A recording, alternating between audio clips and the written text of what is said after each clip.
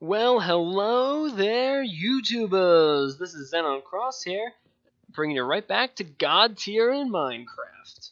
Now, this will be the third episode for Thermal Expansion, and for the moment, we will be covering the rest of the item ducts functionalities. We'll be covering servos, filters, and things of that nature for item ducts. Sorry, I'm looking for thermal dynamics. Okay, so as you see here, we got a bunch of things going on. Now, servos allows you to extract items or fluids from something, and so fluiducts also do the same thing. So if you attach a fluiduct to something that doesn't usually let you pull fluids out of it, such as a tank, like these tanks over here, which have liquid experience in them currently, and they're going to stay that way. They have liquid experience in them. You could put a fluiduct here, and you can pipe it out using servos. Now, as far as I know, it's just that the servos they all work. It's not that they don't work, it's just that they have very limited options until you upgrade them. So you start with the basic servo, which is a little bit of, iron, glass, redstone. Then you get the hardened one, which is Invar with iron nuggets still. You get the reinforced, which is Electrum now with iron nuggets. And then you get to the Signalum servo, and then the resonant servo, which I believe is still iron nuggets. Oh, how weird. You get 2 per, so it's not too bad of a waste of things like your Enderium and your Signalum particularly. But these allow you to extract things from something. So for instance, as you see here, the one I had down here from before, as you can see here, this is extracting anything from a random slot that's in the chest that the item duct is connected to. So when I flip this on, because of the way I have it toggled, it'll start porting. Okay, thank you, Tesseract. Good job. Good job. Sorry, my keyboard's wireless and it's been having connection issues with the stupid thing, so it's like I get stuck every once in a while. Hasn't happened in the previous episodes except on my mouse, but now it's happening to my keyboard again. So that's how you pull items out. There is the reverse. There is a quote-unquote retriever, which does the exact opposite. Is this the basic one? Yeah. You do need an Ender Pearl, an Eye of Ender, and Enderium, though, to make even the basic. And then it just gets pretty much worse from there, but about the same. And the reason is because a retriever is a bit more advanced. And it's because it's pulling items from any chest that is connected to the item duct or fluid duct network and pulls it. Is a retriever? God darn it, keyboard, please. Yeah, it's fluids too. So it'll pull from any tank and suck them directly to it. So I could, in theory, put a retriever here instead of a resonant servo and then power it that way. But it's, in my case, easier to just use the servo. Now, filters allow you to filter the things that come in and come out of something. As far as I know, it does both. It just restricts whatever may pass through it. So it does not have to be on the end. It could be in the middle of a pipe, so that you have a pipe that splits with 2 filters attached, so that some stuff can only go left and some stuff can only go straight. You know what I mean? Like, you have... so you have, like this. You have a pipe that goes straight up, and then it goes left, and in my case, it splits this way. Pretend that this is some item ducts. We could put a filter right there, a filter right there, so that stuff that comes down can only go that way or that way, depending on what it is, so that we can't have stuff trying to, go up and then go left and get stuck in a machine that it can't use or something, because that can easily break your machines and cause issues. So that's basically how those work. The filters are, of course, the same. You upgrade them. They require iron nuggets again, but you need paper this time, and then same thing as before.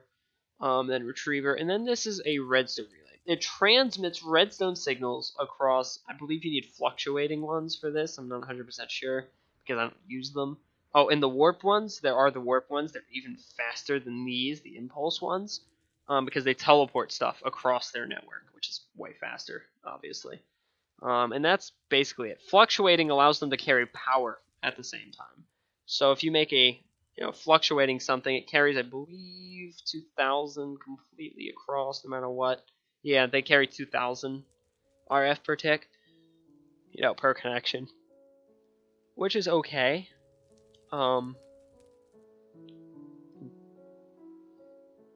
Increases path length dramatically.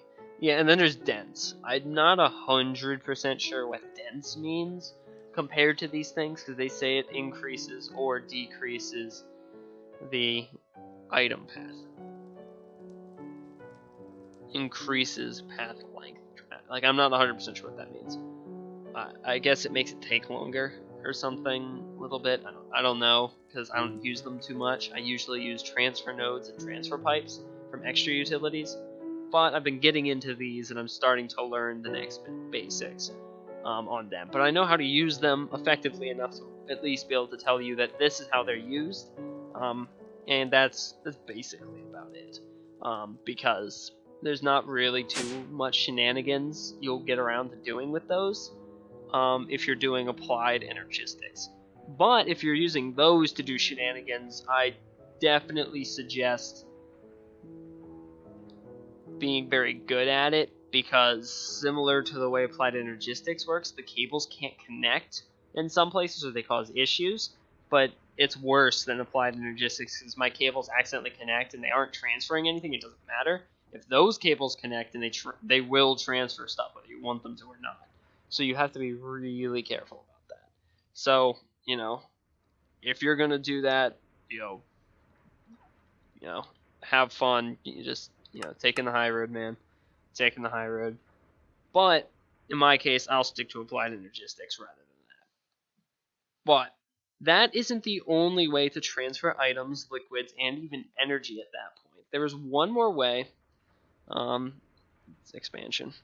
There's one more way to transfer it, and you can do it across dimensions, from anywhere in the world to anywhere in the world, to any dimension, from any dimension. It's called the Tesseract. The Tesseract is basically a 3-part construction machine, just like the other ones. You have to build the Tesseract frame, which requires 4 Enderium. Now, remember, to make a Tesseract useful, you have to have 2 of them. 1 transmitting, 1 receiving. So you need basically 8 Enderium, 8 fused quartz or hardened glass, 2 diamonds, and then to fill it... Oops, that's not what I wanted to click on. Nope, nah.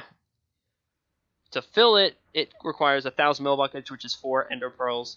You melt 4 ender pearls in the magma crucible.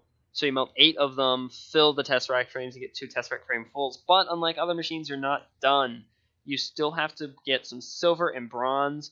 Bronze is very simply made from either your 3 copper and pulverized tin, just like you'd think it would be, or bronze can also be made from the alloy smelter, 3 copper, 1 tin. I believe the induction smelter can do it too, 3 copper, 1 tin. And that works pretty effectively. I would probably, if you're going to stick with thermal expansion, definitely use that. But I suggest the alloy smelter. Makes things way faster, way easier. Plus it does, it just, I believe it's slightly 2,400. It costs a bit more, but trust me when I say it's worth it. Just trust me.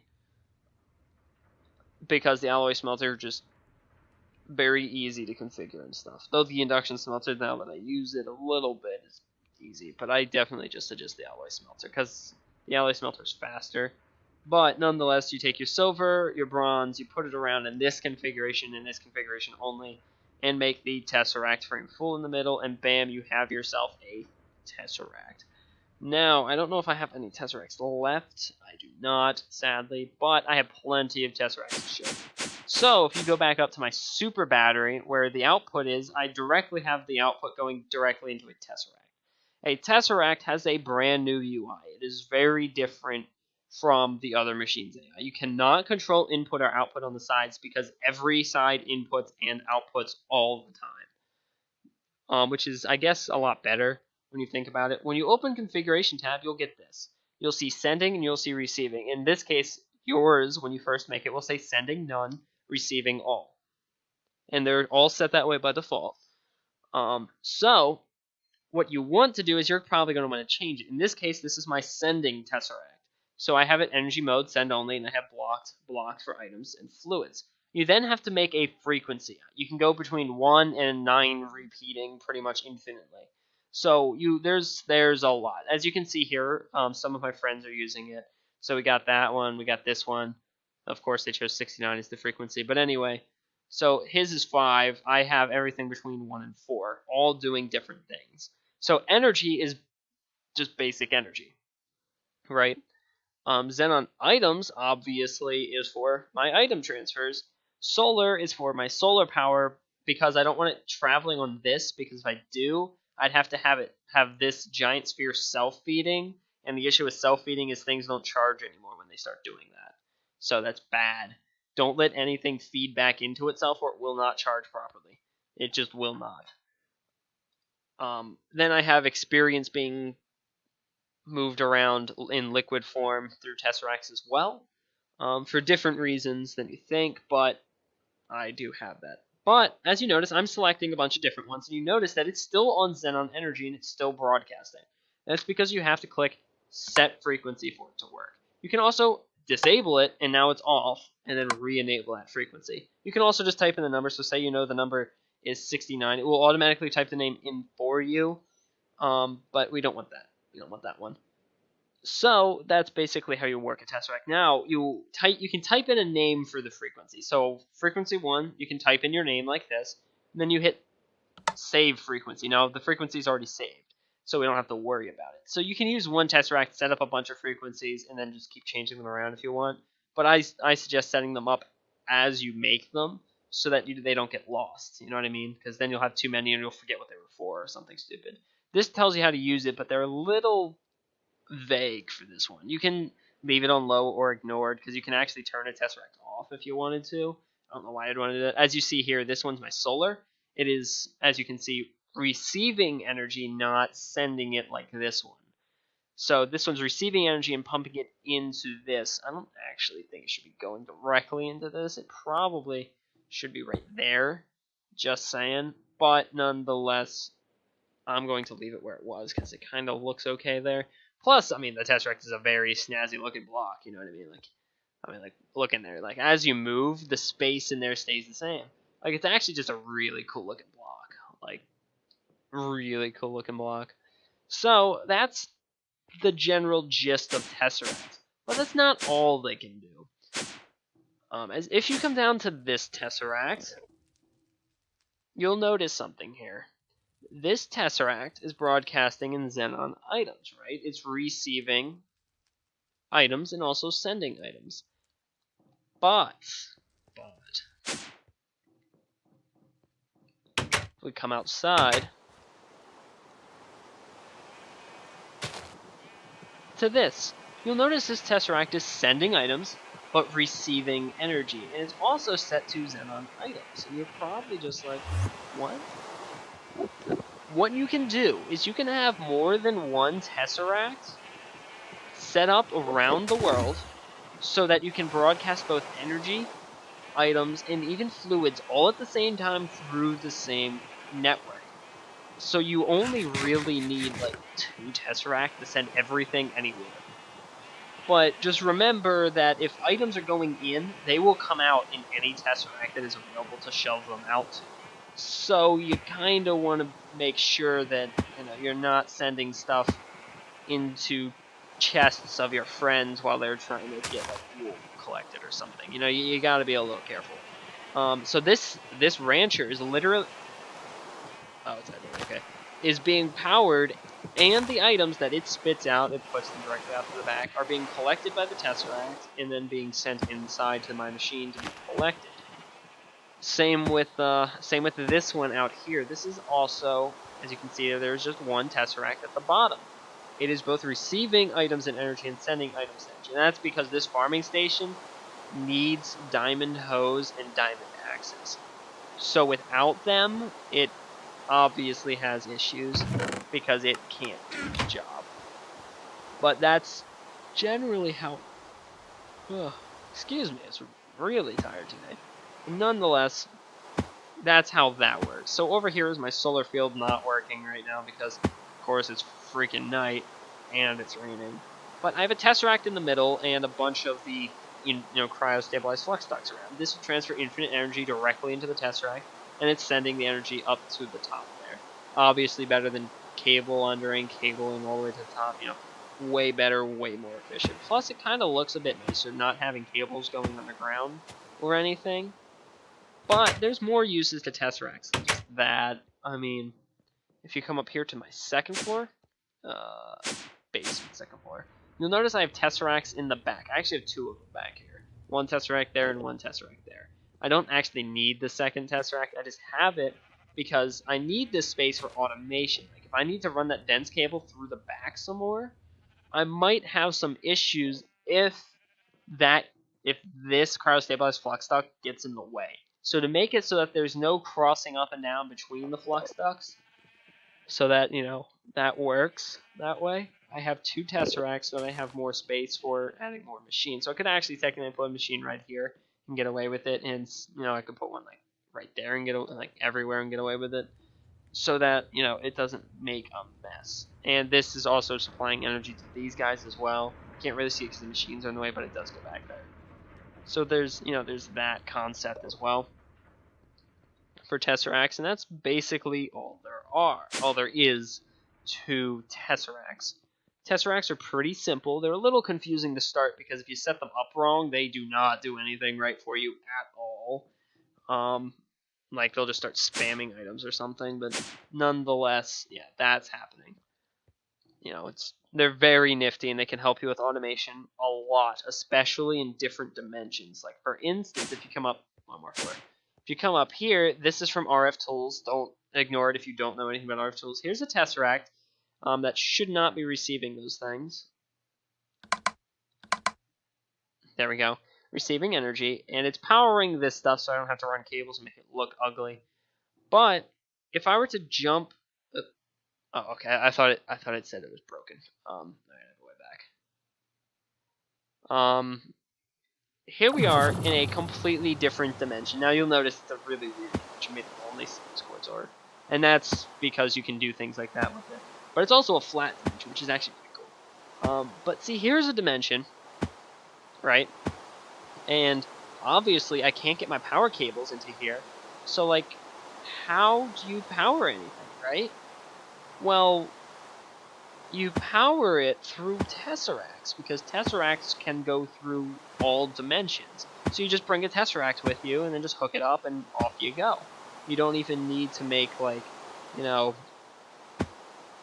different batteries over here or anything. You know, I have this to teleport myself back, so I'm not stuck. But there's also Forge Essentials way to get back to it. I can slash home. My home is set to facing this direction right here. So I couldn't get stuck there. So no, I didn't go in there with no way back out. Trust me. I know what I'm doing. So there's that. Excuse me. Jesus. Yawning. Wow. Like, please. But anyway, so there's that. Now, this is the bad thing about having a house that's like 7 blocks tall per floor. You know what I mean? Per floor. Per floor. Enderman teleporting here all the time. It's the most annoying thing ever. So, automation with applied energistics. Let's get this underway. So, if you want to automate anything with applied energistics, it's actually really simple. I'm not going to tell you how to use applied energistics in this episode. I'm just going to show you how to use applied energistics to automate these machines and make them do things that you want them to do with applied energistics. This is the god tier level of I don't even play the game anymore level, if you know what I mean. So basically, we're going to start with this wall, because this wall is the important wall. For applied energistics, there's export buses, as you know, which I have specified to output certain things. So you have 2 capacity cards to give them the 9 filter slots, and acceleration cards to make them a bit faster. As you can see, it was outputting some gold ore, and it pulverized it. That is the basics in the rudimentary, and then you just have an import bus that imports as fast as it possibly can. On the right, on any side. It can be the back too, but the issue is you still have to power the machine, so you set up like a cryostabilized flux duct in the back, or you can put a Tesseract directly behind the machine if you wanted to, or on top of it, however you want to do that kind of deal. And then this is auto pulverizing the ores that I get from my laser drills, so that you can do those kind of things without having to worry about them, so that they don't clog my machine. So there's that. But to actually make the pulverizer useful to you, you have to make an interface and put it on the bottom, and then tell it how to craft the things you want it to. If you take this out, you'll notice that's actually a blank pattern, and you have to make patterns. I'm not going to show you how to make patterns. I'm assuming you know how to make patterns. If you do not, you can watch other videos on applied energistics, or eventually I will upload a video on applied energistics for God's here and show you how to use applied energistics itself to do these kind of things. So this tells it how to craft Certus quartz dust, fluix dust, silicon, sand, glowstone, and pulverized coal. And all of those things are important, but if I auto make them, they will deprive me of other resources. For instance, if I auto put sand in here, I won't have any cobblestone. If I auto put silicon in here, I won't have any sand, and thus won't have any cobblestone. Like, you see my issue? Or I won't have any glowstone because I'll be making dust. I won't have any coal because I'm pulverizing it all. So those are the things you want to think about. Like, what do you want automated to do all by itself, and what do you want to do yourself? So here's a furnace. Literally, this is the best setup you can do. Is you can set that up one block away from each other, and then put in between them an export and an import bus. And because of the way applied energistics works, they stack next to each other. So you can do this and make it very tight. This is about as tight as it gets, unfortunately, so you do need a lot of space to do automation. So you connect it, and the import bus just happens to be on this side. And the redstone furnace on the bottom here is the interface. Sadly, it doesn't know how to do too much yet, but that's because there's not a lot you need to auto-craft with the smeltering, smeltering, if you know what I mean. I accidentally made 2 of these patterns, so I just have them in there for now. I'll take it out when I need the space. But I can make stone when I want it. I can make the graphite bars for big reactors when I need it, and glass when I need it.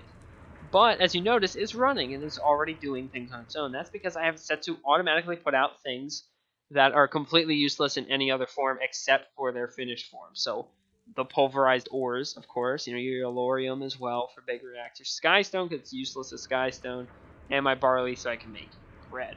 Now, I haven't outputting coal ore because I get coal ore, and coal ore is useless. You can't pulverize it, or else you get coal powder, which is annoying.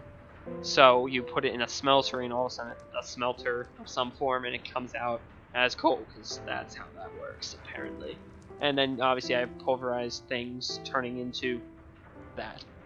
Now, over here is the alloy smelter I was talking about, and this is pretty much why I use it versus the induction smelter. It's a little bit better. So here's my import bus, same as always, dealio, and here's the interface. My interface is set to craft a heck of a lot of things, as you can tell. It can craft vibrant alloy, it can craft energetic, which is from Ender IO itself, so you can pretty much ignore those if you don't want to use Ender IO. But then you're going to have to be crafting these things with this guy, and it gets a little more annoying. But here's your signalum, here's your enderium, here's your enderium base, here's your bronze, here's your electrum, here's your fused quartz, here's your invar, and I believe I have a second interface over here just in case I run out of space. Because there's nothing you need to be auto-dumping into the alloy smelter, so I just have 2 interfaces instead of that. But that's not actually thermal expansion, but nonetheless that can help you if you don't choose to use the induction smelter. Now I'm using the induction smelter as well for different purposes. It knows how to craft things from my solar flux mod, which allows me to make solar panels. The solar panels just fall outside. So that's what I'm using this for, because it's actually required to build these things. So yeah, that's why. Now automating the igneous extruder is real easy. You just get some ender tanks or just water tanks, and you make sure that the fluiducts are pumping into them, and that the configuration is set to accept and set to output on the proper sides. And remember that for the machines do have to have proper setups. Inputs on the sides where the inputs are coming from, and outputs where the outputs are coming from, are going, and remember that. So I have an input on the left and input on the top. Left just happens to be water, and top happens to be lava. It's just not set up that way inside the igneous extruder. It's a little weird, but it's how it works. And then I have it turned toggleable because I don't want it making cobblestone forever, because we'll fill the system. So you know, it fills and it does its stuff, and then it imports as fast as it possibly can, and then off it goes. Now, to automate your magma crucible and fluid transposer is a little bit harder, because if you know anything about applied energistics, and if you don't, just take my word for it, it is hard. Because remember, you have to put something in here, and then melt something to put in there to fill it. So that's why my interface is up here connecting to this chest. Now I'll explain it in just a moment. As you can see here, it knows how to craft the energy cell frame full, it knows how to craft the tesseract frame full, it knows how to craft a certain photovoltaic cell, it knows how to craft the redstone energy flux duct, blizz powder, and cryostabilized flux ducts. Because those are the things that you need to fill with liquids to get something, you know what I mean? So what it does is the system will dump them into this chest. Now, I actually have a completely different ME system here from the one I have upstairs.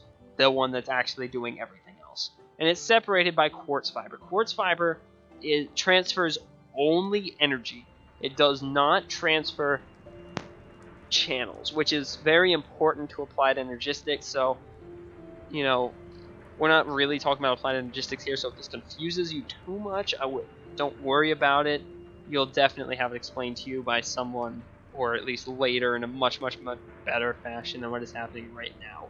But channels are bad in this case, because I don't want stuff being dumped into them that isn't supposed to be. So what I did is I separated the ME system so that it has its own, and quartz fiber is what does that. But it will take power from my system, so I don't have to have a separate power acceptor down here to power it. Because if I did, it makes it a bit harder and makes it take up more space. See, as you see here, I have this separated with a cable anchor, so my import eventually goes back into the big system, so that whatever comes in goes into the big system. So I have it told how to craft things, and you have to be very specific in this case. For instance, you have to make sure it's 40 redstone per redstone energy cell empty frame to make the full one. And that is because if anything gets left in the fluid transposer, like if there's any leftover liquids, it will screw it up and it will never craft anything again until you empty it. And you'd have to empty it every time if you want to autocraft something. So it's not really autocrafting if that's happening. So it imports and then it goes into this ME chest, which is going to be sorted by number. Now, if you don't know anything about an ME chest, if you check the side, it has an ME storage cell. Then you look at it, it has storage in it. That's basically all it does. It has basically carryable storage. But it doesn't stay in here for very long. It then gets transferred by these export buses, which are filtered to export only certain things to certain things. So, for instance, anything that needs to be filled gets transferred to the transposer, or areas the things that need to be melted to the magma crucible. It then happens, this melts them, it fills it, gets sucked back into the system, and the system is like, it's been crafted, it's a-okay. That's how you auto-craft with this using applied energistics. If there's an easier way, or much faster way, by all means, go ahead and use it. I set this up because I was tired of having to do it myself. So, there's that. That is very convoluted, but it's a very simple way to automate the magma crucible and the fluid transposer using the MB system. It's not too hard to understand. Just remember you're going to need cable anchors if you're going to build it near another system to prevent it from attaching the cables, because this cable would touch this cable and ruin it if and only if, you know, this anchor wasn't there. The reason I have them separated for any applied energistics nerds that care to know is because if I did, these export buses would infinitely export, and I can't put an ME interface on top of both machines and tell the one how to craft and then have it output to both. So the only way to do it is you output to a chest, and then you have the chest filter into them. But I don't have anything on the server, buildcraft or otherwise, that can filter items anywhere near as good as the ME system can. Like this. It gives you 9 filters. And I can even come down to the side, into the front. I can do whatever I want. I can even put more stuff into the machines. But in order to do that, I need this to do this. I need them to be off by themselves on their own ME system so that the other one isn't exporting like a doofus into the other systems. You know what I mean? Now, the things I was talking about earlier, those autonomous activators. This is a That's why this hasn't been working. Okay.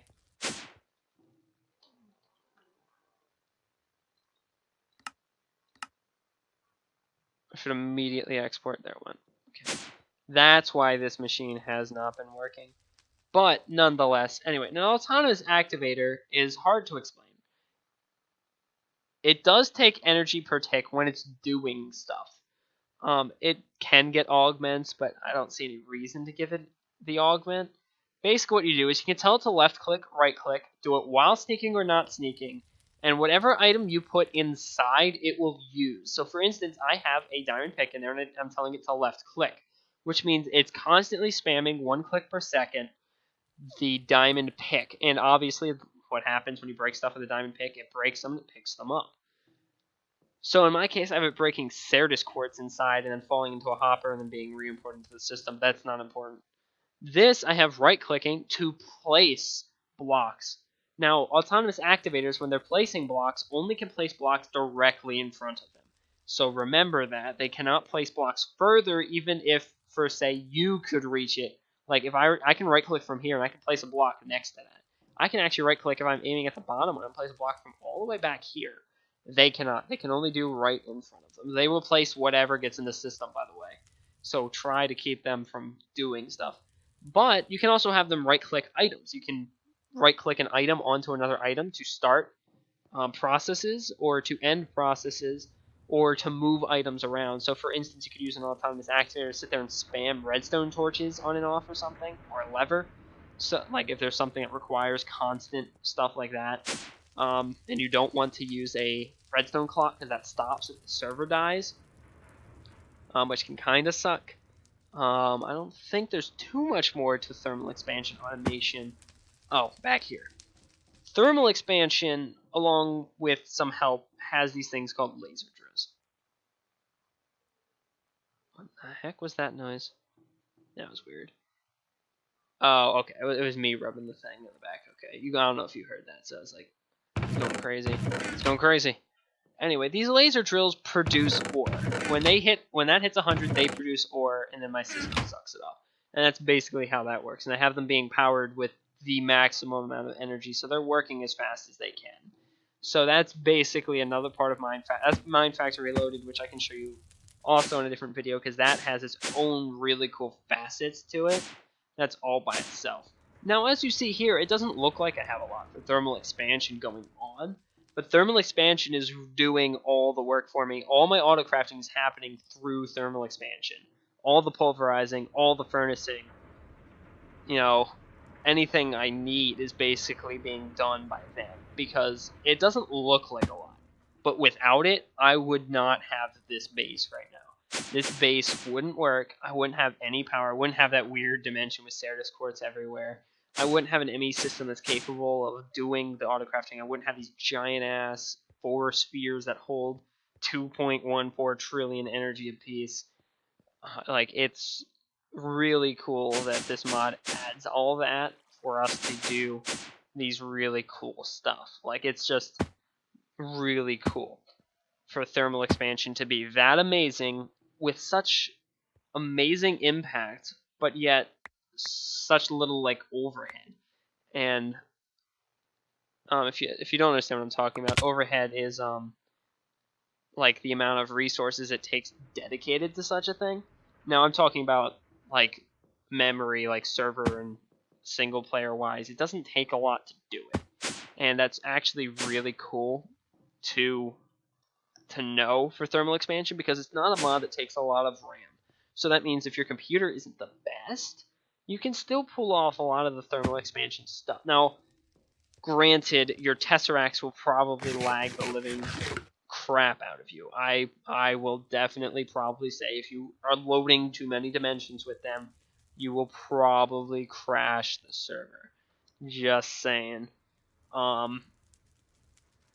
Right now we're only loading the overworld, and my server is pretty powerful, so it can do that. It lags a bit though, because we're loading so much. There's so many other cool things though for thermal expansion that I just don't personally use. The portable tanks. Portable tanks are... What the heck? Okay. portable tanks are what they are. Like, they say legitimately what they are. I actually have one in here right now because I did make one because I did need it for blood magic. I did use it for blood magic. So here is a resonant portable tank, and it literally does what it says. It's a portable tank that you can pick up and carry liquids with you. In this case, I can carry 512 buckets of any liquid I want with me. In this case, I'm carrying life essence from blood magic, which is really cool. It's just a really cool thing to be able to do. And that can really help you if you're trying to like start out, because even the little portable bucket, the portable tank, it's literally 8 portable buckets. That's 8 buckets you don't have to carry. And earlier in Minecraft history, when no buckets would stack, period, my god, was this helpful. Because you would have to carry 8 buckets in 8 different inventory slots instead of this tank. Like, useless mechanics. Like 32 for literally just this upgrade, or you can just skip it and just build it. It's just really amazing. Now this requires fused-in stuff to get your reinforced portable tank, and then the resonant one requires you to have Enderium around the reinforced. But to do that, it holds so much liquid. It's just so worth it. Like, you're not wasting anything for it. There's so many other things. Like, you can actually turn your crescent hammer. It's called the crescent hammer for a reason. It can become the battle wrench. It does as much damage as a diamond sword. Alright? Like, 90% hammer, 10% wrench. It's as it says. You just put another Invar gear and Invar ingots on it, and bam, all of a sudden, it is a weapon of destruction. You know, it's really cool for that to be a thing, and it's weird. Now, I just said, you can, in theory, carry the energy cells with you. Just shift right click and pick them up. They retain their energy values and stuff. But there's an actually better way to carry energy with you, and that's the flux capacitors. I didn't talk about them, but I probably should have. And I'm going to build the tiers all the way to the top. So this is the leadstone flux capacitor. Not really good. It holds 80,000 RF. It can send and receive 80 and 200. Now they do not do the energy cell things. They do not send as much as they receive. So you can activate the charge held items, and it has to remain in your hotbar, obviously. But you can use it to charge items that are with you. And the hardened one is obviously just better. It charges at 400 and sends 800 to other items. Oops, I am out of Electrum. As you can see, my system is being spammed full of change this to CPU2. Oh, it's not 0 now. It's whatever. It likes to change names on the computer number side for me. So we now have the hardened, the redstone flux capacitor. I like to call it hardened because the machines are called that, but it holds 4 million and charges at 8,000. It's like, wow. And it sends 4,000 to your items at a time. And the the resonant one is 16,000 to your items, 32,000 charge. It's really cool. God darn it. I have like 1 leftover Enderium that I used for some reason, and now I'm freaking stuck with it. I cannot make it go away to save my life. And it's the most annoying thing ever. Like, I don't understand where it came from, why I only have 1. Okay, finish the Electrum. That's actually pretty cool. Because that means the Enderium will be done now. Actually, no, it won't. Has to craft base first. So I guess you can watch that occurring in the alloy smelter. So see here, it already crafted the Enderium base with that Mystic, because that happens really fast. But as you see here, I told it to craft 4, it must have made the other 2. And here it is crafting 2. No, it actually is making 2 of them right now. The alloy smelter is a weird UI. I guess I can show you that in a different video because it's weird. As you can see here, it's actually now crafting again, but there's no items up there. It's actually because it sucked them in. It's a weird AI. It's weird. But I now have the Enderium to finish my resonant flux capacitor. So here's a resonant flux capacitor, which is pretty nifty because you can use it to carry energy with you so that if you have armor that's charged, starts running out of energy, you can charge again. I'm going to charge it with the energy infuser because it charges faster. As you can see here, it's pretty much charging at 32,000 RF a tick. And the reason I can use this if I wanted to, and that's because notice how it only charges at 8,000? It's significantly slower than this guy. Because it can receive 32,000 RF a tick, which means it's better to charge with something that can charge faster than 8,000. I don't know what's up with the energetic infuser, but it behaves weird, and some items don't actually let you charge them too well. Now, if you notice, 20 million is only like 1/4 of the way to 80 million. So, like, it'd probably be better to carry a resonant energy cell with you if you're going to charge items and stuff with it. But this, if we activate it, it's now going to charge my armor. If I take it out of my, as far as I know, it'll charge anything as long as it's not on me, because it just doesn't work that way. See, it charged my helm. I can then put my helm back on. I can actually charge my jet plate, which holds 60 million, which is crazy. I can charge this, and as you can see, it just charged them right up, and then we can just deactivate it. Now it's done charging, and I put it away. And I mean, it took a pretty decent hit. I mean, that's 0.07 million. That's like 70,000 RF, which isn't significant, but that's a pretty big hit. But nonetheless, I mean, it's just, you can just charge stuff up as you're running around. I mean, you can have this in your hotbar while you have a pick that's powered instead of anything else. I believe it's the flux infused pickaxe. It's, that I don't know what that's from. Flux. It's from Redstone Arsenal, which is another different mod, but except it's also from the mod creators of Thermal Expansion. See, here it is, the Flux Infused pick. As you can see, it has a durability of 16,000. 160,000, my bad. But you can charge it. It's 200 per use, so obviously you're going to definitely want a flux capacitor with you. And actually, the weapons do flux damage, which depends on whether you have them empowered or not. If you have them empowered, they obviously do more damage. Like, the sword will probably do more damage than... I mean, it won't do more damage than my Sword of the Wyvern, because it does 20 damage plus 10% of their health. So that's obviously way more powerful. But, I mean, like, for a weapon, if you don't have Draconic Evolution, this is pretty OP, you know what I mean? So, I mean, you can charge stuff with your inventory. It's really cool. I'm not going to carry that on me because I stay in my base 90% of the time. So, I don't really need that. But Thermal Expansion, its foundation, and its dynamics has a lot to offer. I mean, you have literally strong boxes, which you can, it's pretty much like a chest. I'm not sure what caches do. I'm pretty sure they just hold an absolute crap ton of stuff. You have illuminators. You can actually use these to emit light, and the more redstone signal I get, I guess you can change it, and they actually light up and actually look pretty cool. So I mean, you can lock your machines so that no one can get into them. The Forged Lexicon converts items to equivalent forms. Huh. So can we craft that? Oh, we can. So I mean, like, look at that. You can change any item to any equivalent. That's actually pretty nifty. That's like really nifty. There's just a lot to it. I mean, obviously you can make the shiny tools and armor. Now, shiny's really heavy, so you don't get knocked back as much, but it slows you down like a lot. Lead is really, really heavy, so it makes you even slower, but makes you more resistant to knockback than even the shiny. But I'm pretty sure shiny is more defensive than lead, because in reality, lead is pretty malleable. Punching it probably could dent it if you tried hard enough.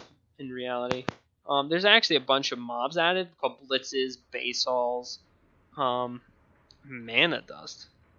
There's a lot that's not implemented into the version I'm using. I mean, if you want to learn anything about thermal expansion and thermal dynamics and stuff that's new and that's coming out, like, I won't be able to get it until after it's out. But there's another YouTuber by the name of Direwolf20 who actually works with other mod authors and stuff. Go and watch his videos. He can show you legitimately everything there is about it. I'm just going to show you what I've learned and basically how to god tier yourself here. If there's any questions, you can always leave a comment and I will attempt to answer them in another video or maybe a follow-up video. It might only be like 2 minutes, but I will definitely answer anything. Or if it's possible to answer in a comment, like maybe it's just a yes or no question. Like, does it work with Does it work with Java barrels? Yes, the answer is yes. You can input and output directly to barrels. The barrels can be right next to the machines, and it still works. I personally don't use the barrels anymore because the ME system is much more potent in keeping my items in one place. Well, one place technically, and doing that kind of deal. So I don't use the barrels anymore. But if you prefer barrels to show off your stuff versus my ME system, stupid monitors, by all means, import them directly into the things. You can use the filters, and you can blow people away with the sophistication of the network. This is obviously not very sophisticated. It's just slap everything together until it starts working, pretty much. I mean, it can get pretty sophisticated, like automating the magma crucible and fluid transposer is pretty sophisticated without the ME system. It gets pretty hard, but people can do it. People have done it using other mods, probably using vanilla too, vanilla hoppers and stuff. You probably can automate it pretty good. But I personally would never use vanilla to automate another machine mod. So that's basically all I have time for today. So that's all I believe I'm going to show you for thermal expansion, unless there's any questions in the comments that are big enough to make another video or something of the like, because thermal expansion is really tiny, even though it probably has consumed, if you watch the entire thing, like 2 hours of your time. So you can just skip around in the videos, I'm probably guessing is what you did to find what you're looking for. But that's basically them. I didn't show you how to set anything up, honestly, like to actually put things down and set them up other than the leadstone energy cell. And that is because I'm assuming you know how to do it a little bit. The first episode I'll introduce it a little bit, but then the rest I'm going to assume you know how to set it up, because a lot of it is simple as placing blocks. For instance, placing that cryostabilized flux duct to move energy around isn't hard. All you need to know is that machines will accept inputs from any side, and then energy cells output on the orange and accept on the blue. And that is important to remember, because a lot of other mods follow the same functionality. Some mods even have energy input accepting sides, so you have to watch for that depending on the mod. I don't know of any mods that do that, but I guarantee you there's something that does that.